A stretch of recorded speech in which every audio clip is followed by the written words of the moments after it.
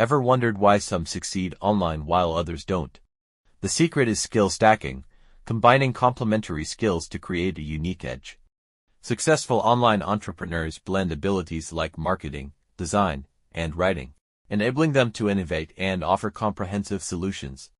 By stacking skills, you unlock new opportunities and position yourself for greater online success. Skill stacking means combining complementary skills to increase your value. It differentiates you from the competition and opens more opportunities by making you more versatile and adaptable in the digital marketplace. Core components of skill stacking include identifying core skills, such as SEO and content creation for a digital marketer, and adding complementary skills, like graphic design for a content creator. Additionally, leveraging transferable skills like communication and project management enhances versatility and value across various fields. To start skill stacking, begin with a self-assessment to list your skills and identify gaps. Set clear goals to determine which skills will help you achieve your online objectives.